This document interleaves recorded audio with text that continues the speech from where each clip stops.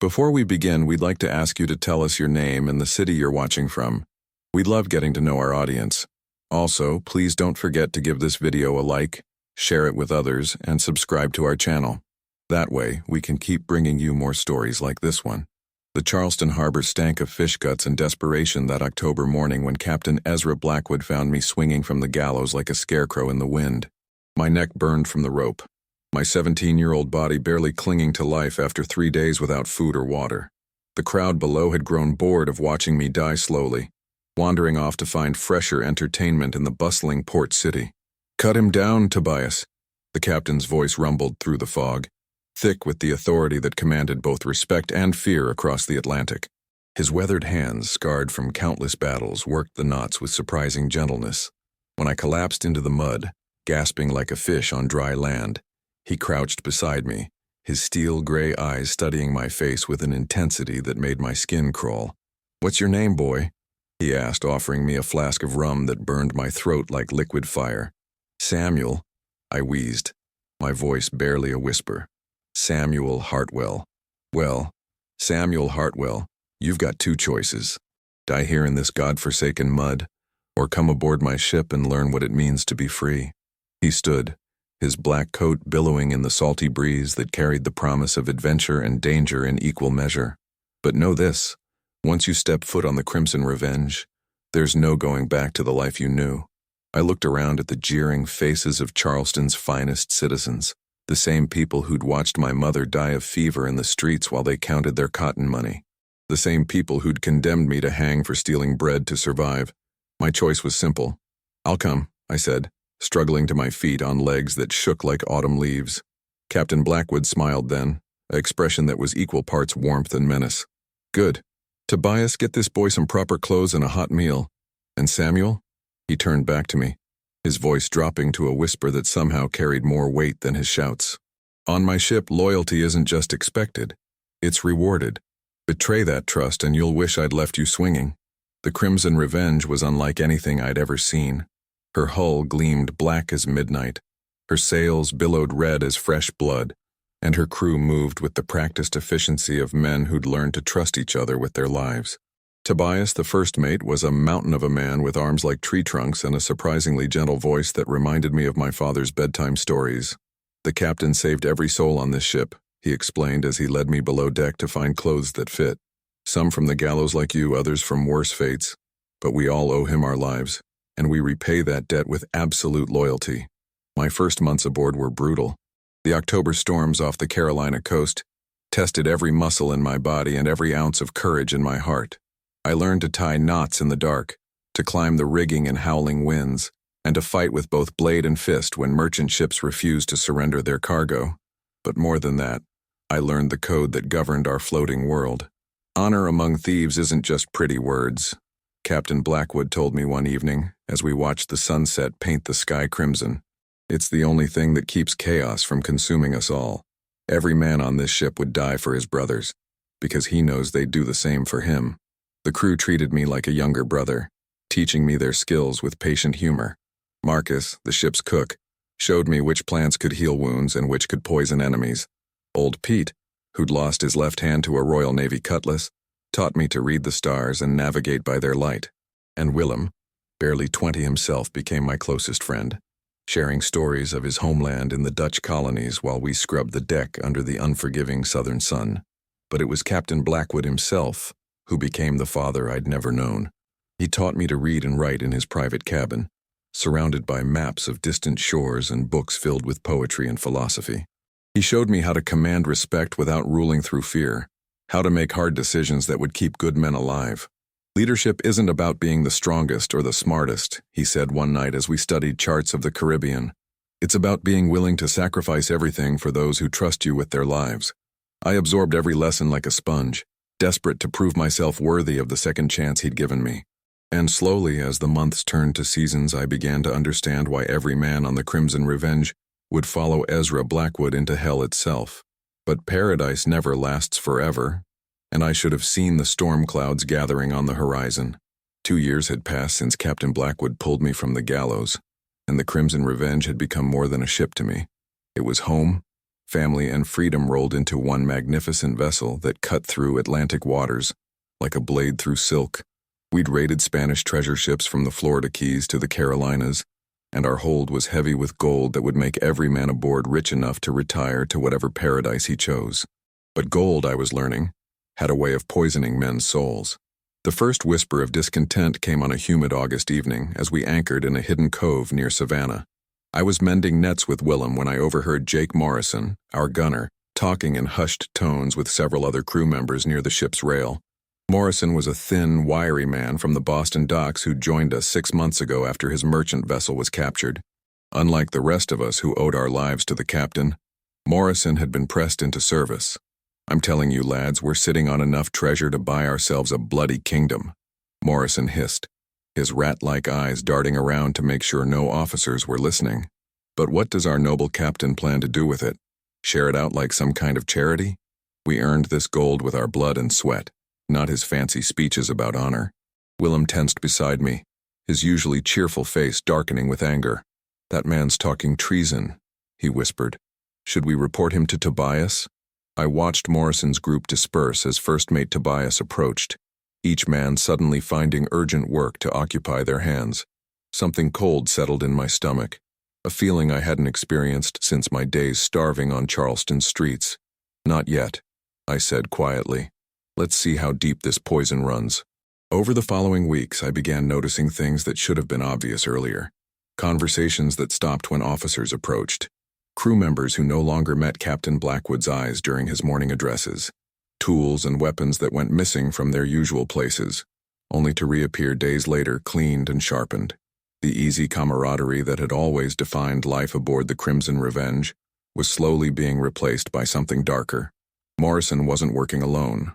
He'd somehow recruited Benjamin Cross, our quartermaster, whose gambling debts in every port from New York to New Orleans had apparently overcome his loyalty. Cross was a dangerous ally for any mutineer.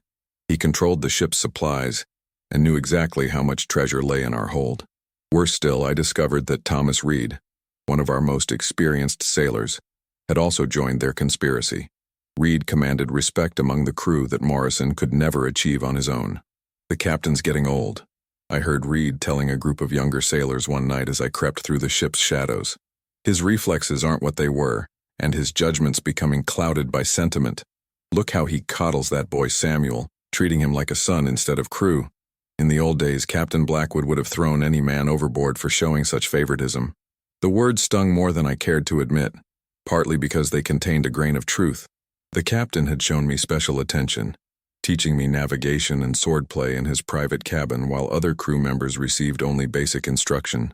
But that attention had been earned through loyalty and hard work, not favoritism. At least, that's what I told myself as I listened to my shipmates plot against the man who'd saved my life. My investigation led me deeper into the conspiracy than I'd ever wanted to go.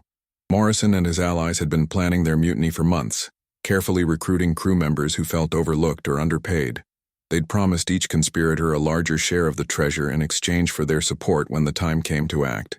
Most disturbing of all, they'd been in secret communication with contacts in Nassau who could help them fence the stolen goods and disappear into the Caribbean's lawless islands.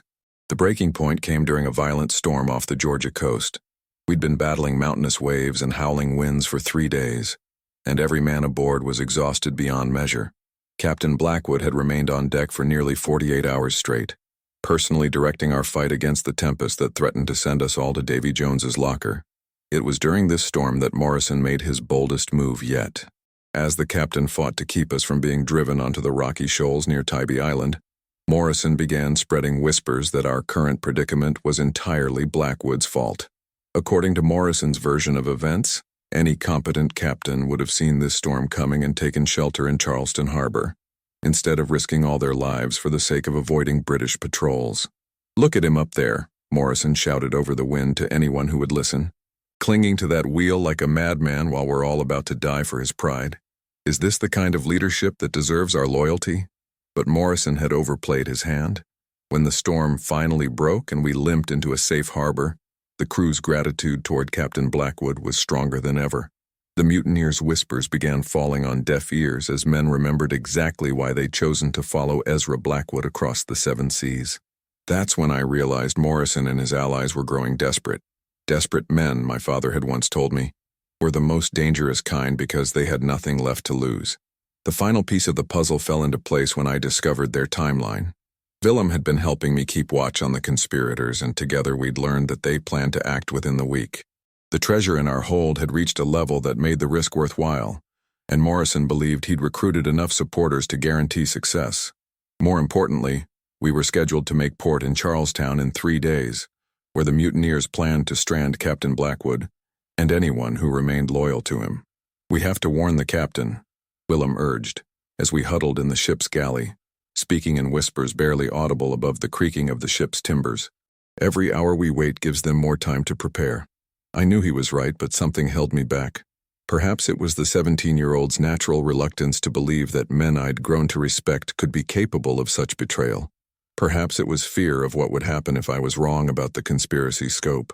Or perhaps it was the naive hope that somehow the situation would resolve itself without bloodshed. Whatever the reason, I hesitated. And that hesitation would cost us dearly when the storm clouds finally broke and the lightning began to fall. The storm that broke over us that September night was like nothing I'd ever witnessed in my 19 years of life. Lightning split the black sky in jagged wounds of white fire, and thunder rolled across the Atlantic with the voice of an angry god. The Crimson Revenge pitched and rolled through waves tall as church steeples, her timbers groaning under the assault of wind and water that seemed determined to drag us all down to the ocean's dark embrace. But the tempest raging above deck was nothing compared to the human storm about to break below. I'd finally found the courage to warn Captain Blackwood about Morrison's conspiracy that very afternoon. But fate had other plans. Just as I approached his cabin, Willem came running with news that British naval ships had been spotted on the horizon. The captain immediately ordered us to change course and seek shelter in a maze of barrier islands off the South Carolina coast, where the deeper draft warships couldn't follow. By the time the storm hit in earnest, there'd been no opportunity for private conversation. Now, as rain lashed the deck like bullets and the wind howled through our rigging like a banshee's wail, I watched Morrison and his allies moving through the chaos with purposeful intent. They'd chosen their moment perfectly. In the confusion of the storm, with every honest sailor focused on keeping the ship afloat, the mutineers could act without fear of immediate discovery. I was securing a loose cannon when I saw Morrison slip below deck, followed by Cross and 3 other conspirators. My blood turned to ice water as I realized their plan. While Captain Blackwood fought to save the ship from nature's fury, the mutineers were moving to take control of the armory and seize the treasure hold. Once they controlled the weapons and the gold, they could force the loyal crew to choose between surrender and death. "Willem!" I shouted over the storm's roar, grabbing my friend's arm as he struggled with a tattered sail. "They're making their move." His eyes widened with understanding, and together we abandoned our posts to follow the conspirators below deck. The ship's interior was a maze of shadows and shifting lantern light, made more treacherous by the violent pitching of the vessel. Water cascaded down the companionway with each massive wave that crashed over our bow, and the air was thick with the smell of tar, gunpowder, and fear. We found them in the armory, exactly as I'd predicted. Morrison had already broken open the weapons chest and was distributing cutlasses and pistols to his supporters. Cross held a ring of keys he'd stolen from Tobias's cabin, while Reed stood guard at the entrance with a loaded musket. The sight of those familiar faces transformed by greed and treachery hit me like a physical blow. "Well, well," Morrison sneered when he spotted us in the doorway. "If it isn't the captain's pet and his Dutch lapdog. Come to play hero, have we?" "It's not too late to stop this madness," I said, trying to keep my voice steady despite the fear clawing at my throat. "Captain Blackwood saved most of your lives. How can you repay that kindness with betrayal?" "Kindness?" Cross laughed bitterly, his scarred face twisted with resentment. "The man treats us like children, doling out shares like we're begging for scraps at his table. We've earned every piece of gold in that hold with our blood and sweat, and we're taking what's ours. What's yours belongs to every man who's bled for this ship," Willem countered, his hand moving slowly toward the knife at his belt. "Including the boys who've died in service to this crew. Would you dishonor their memory for gold?" Reed's answer was to raise his musket and point it directly at Willem's chest. "The dead don't spend treasure, boy. And neither will you if you don't step aside and let us finish our business." The next few seconds stretched like hours. I could see Morrison calculating odds in his rat-like eyes, weighing the risk of letting us live against the danger of gunfire that might alert the officers above. The ship lurched violently to starboard, throwing everyone off balance except Reed, who'd braced himself against the doorframe. His finger tightened on the trigger, and I knew Willem was about to die. I didn't think. I simply moved, throwing myself forward as Reed's musket fired. The ball meant for Willem's heart punched through my left shoulder instead, spinning me around and sending me crashing into the weapons rack. Pain exploded through my body like liquid fire, but the wound wasn't mortal. More importantly, the shot had been heard. "Bloody hell," Morrison snarled, grabbing a cutlass from the scattered weapons. "Now you've done it, you fools. The whole ship will come running." Heavy footsteps thundered down the companionway as Tobias and 3 other loyal crew members responded to the sound of gunfire. But Morrison's conspirators were ready for them. Cross and his allies formed a line across the narrow passage, their stolen weapons gleaming in the lamplight. What followed was a vicious melee in the confined space below deck, with honest sailors fighting for their lives against men they'd once called brothers. I struggled to my feet, my left arm hanging useless at my side as blood soaked through my shirt. Willem grabbed a boarding axe from the deck and threw himself into the fight beside Tobias, while I looked desperately for a way to reach Captain Blackwood. The mutineers had cut off the main routes to the upper decks, but I knew the ship's hidden passages better than most of them realized.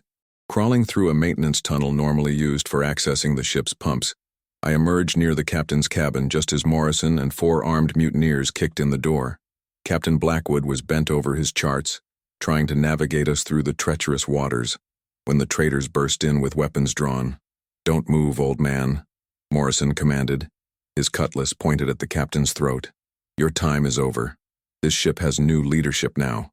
Captain Blackwood slowly straightened, his steel-gray eyes taking in the situation with the calm assessment of a man who'd faced death countless times. "Jake Morrison," he said quietly, his voice carrying clearly despite the storm's fury. "I should have seen this coming. A man who betrays one master will eventually betray another." "Save your speeches," Morrison spat. "Where's the key to the treasure hold?" "The treasure belongs to every man who served faithfully aboard this ship," the captain replied. "I'll not see their shares stolen by ungrateful dogs." Morrison's face twisted with rage, and he raised his blade to strike. That's when I acted, bursting from the shadows with a roar that surprised even me. My good arm held a belaying pin I'd grabbed from the tunnel, and I brought it down on the skull of the nearest mutineer with all the strength desperation could provide. The man dropped like a stone, but 3 others turned on me with murder in their eyes. I managed to parry one blade with the wooden pin before a cutlass sliced across my ribs, adding fresh blood to what I was already losing. Pain clouded my vision, but I kept fighting, driven by a loyalty deeper than fear or self-preservation. "Samuel!" Captain Blackwood's voice cut through the chaos as he drew his own sword, a finely crafted rapier that had tasted blood in a dozen battles. Despite his years, he moved with the grace and precision of a master swordsman, his blade dancing through the confined space to find gaps in his enemy's defenses. But we were outnumbered, and Morrison's allies fought with the desperate fury of men who knew failure meant the gallows. Blood flowed freely on both sides as steel met steel in the captain's cabin, while above us the storm continued its assault on the ship. Every crash of thunder seemed to punctuate another clash of blades, and every flash of lightning illuminated faces transformed by violence and betrayal. The tide began to turn when Willem and old Pete burst through the cabin door, having fought their way past the mutineers blocking the companionway. Behind them came Marcus and 2 other loyal crew members, their weapons bloody from the battles below deck. Morrison's confident sneer faltered as he realized his carefully planned mutiny was collapsing into chaos. "It's over, Morrison," Captain Blackwood declared, his rapier's point resting against the mutineer's throat. "Surrender now, and I'll see you get a fair trial in Charleston." For a moment, I thought the nightmare might end without further bloodshed. But Morrison's eyes held the desperate cunning of a cornered rat, and I saw his hand moving toward a pistol tucked into his belt. Time seemed to slow as I recognized the threat, and threw myself forward once again, my wounded body moving purely on instinct and loyalty. Morrison's shot took me in the chest just below the right collarbone. The impact drove me backward into Captain Blackwood's arms, my blood spattering across the charts he'd been studying when this all began. As consciousness faded and darkness crept in from the edges of my vision, I heard the captain's voice calling my name, felt his weathered hands pressing against my wounds in a futile attempt to stem the bleeding. The last thing I remembered was the sound of steel on steel as the final battle of the mutiny played out above my failing body, and the strange sensation that the storm outside was somehow calling my name. Death, I discovered, was not the peaceful sleep poets claimed it to be. Instead, it was like drowning in an ocean of memories while lightning split the darkness of unconsciousness. I floated between life and death for what felt like eternities, my spirit tethered to my broken body by threads of loyalty and unfinished business. In that liminal space, I heard voices that belonged to no living person, the whispered conversations of sailors who'd died in service to the Crimson Revenge, their spectral forms gathering around my still form like guardian angels made of sea foam and starlight. "The boy has heart," one voice murmured, ancient and wise as the tides themselves. "He bled for honor when lesser men chose gold." "Aye," agreed another, younger but no less ethereal. "The sea remembers such sacrifice. She always has." When consciousness finally dragged me back to the world of the living, I found myself in Captain Blackwood's private cabin, my chest wrapped in bandages that smelled of rum and medicinal herbs. Sunlight streamed through the porthole, painting golden rectangles on the wooden walls, and for a moment I wondered if the entire mutiny had been nothing more than a fever dream.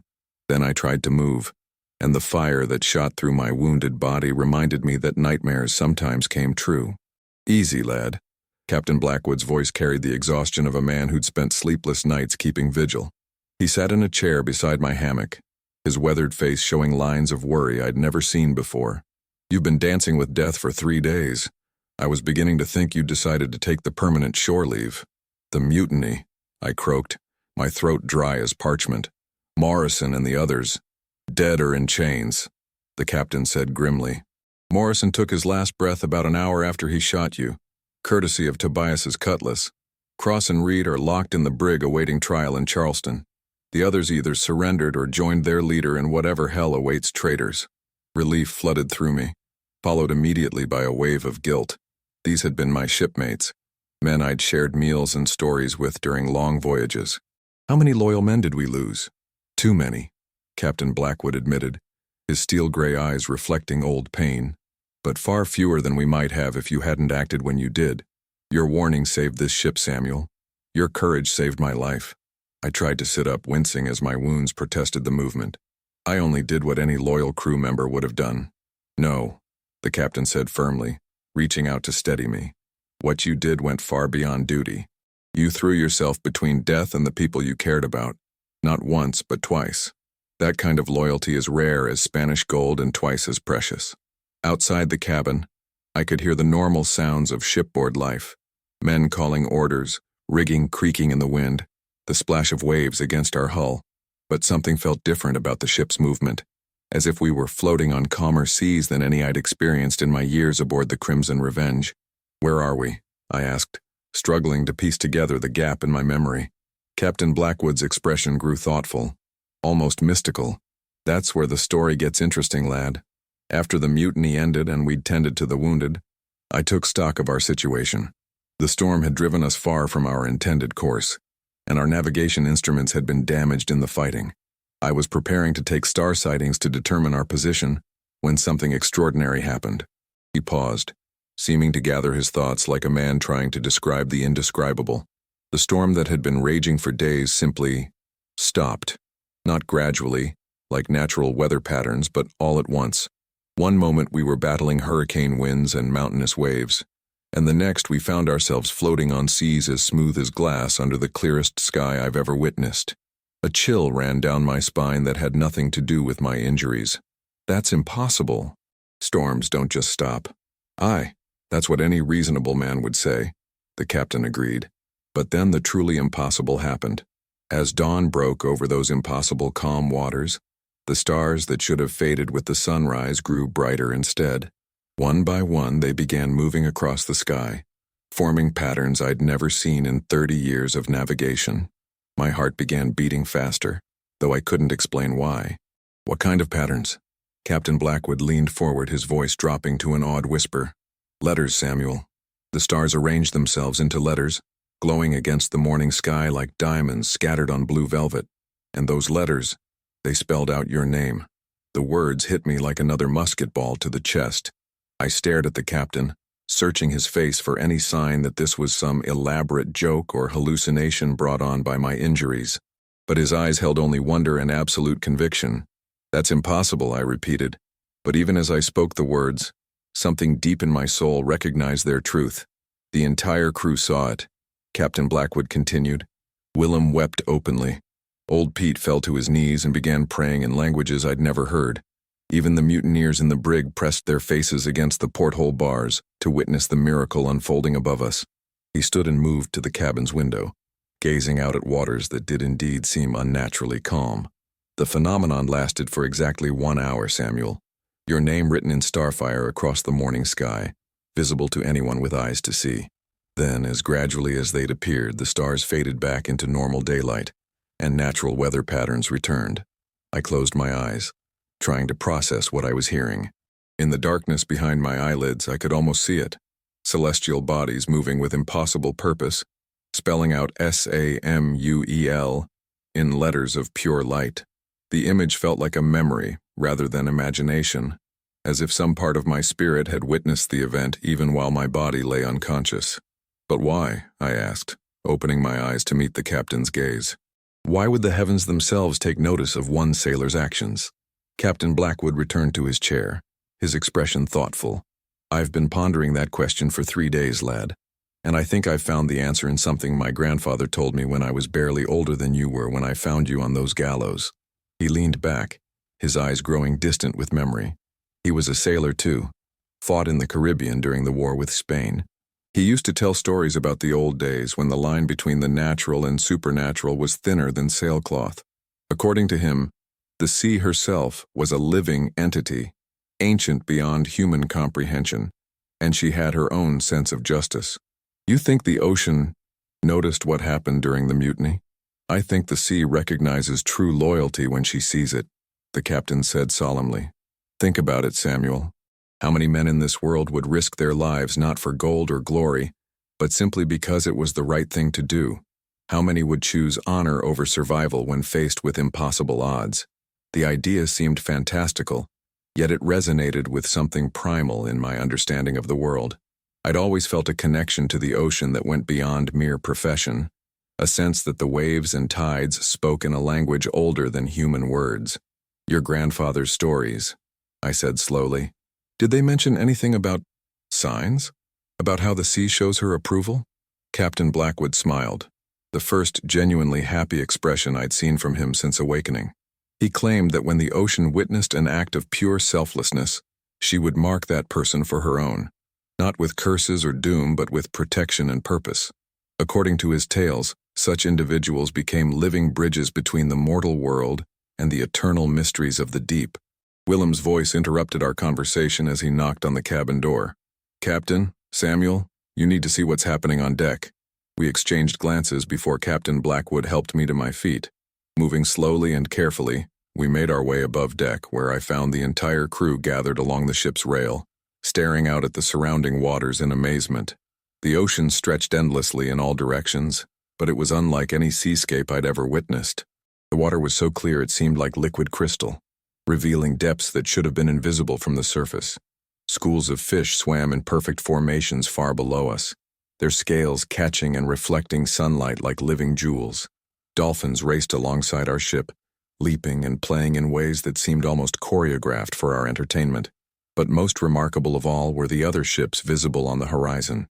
Vessels of every description, merchant ships, naval frigates, even what appeared to be ancient galleons from centuries past, sailed peacefully in the distance, their crews going about their business as if this impossible gathering was the most natural thing in the world. "It's been like this since you woke up," Willem whispered, his voice filled with reverence, "as if the entire ocean wanted to celebrate your recovery." Old Pete approached us, his weather-beaten face glowing with an emotion I'd never seen from the grizzled sailor. "Begging your pardon, Captain, but the lads have been talking. What happened to young Samuel, what we all witnessed with the stars, it's changed something fundamental about this voyage." "How so?" Captain Blackwood asked, though I could see he already suspected the answer. "We're not just pirates anymore," Pete continued. "We're part of something larger, something that connects us to every sailor who's ever shown courage in the face of impossible odds. The sea herself has blessed this ship, and that blessing extends to every man aboard her. As if summoned by his words, a gentle breeze filled our sails despite the fact that the air had been completely still moments before. The Crimson Revenge began moving forward through the crystal-clear waters, guided by currents that seemed to know exactly where we needed to go. I looked up at the sky, now returning to normal blue, and felt a profound sense of completion. The frightened boy who'd once dangled from Charleston's gallows was gone forever, replaced by something new, a young man who'd learned that some things were worth bleeding for, and that the universe itself sometimes took notice of such sacrifices. "So what happens now?" I asked Captain Blackwood as we watched our ship glide through the impossible waters. He placed a fatherly hand on my shoulder, careful not to disturb my healing wounds. "Now, Samuel Hartwell, we sail toward whatever adventures await us, secure in the knowledge that we've been marked for something greater than simple piracy. The sea knows our names, lad, and she'll never let us truly lose our way." And as the Crimson Revenge carried us toward the endless horizon, I understood that some stories never really end. They just transform into legends that will be whispered by sailors around the world, long after the last star has faded from the sky.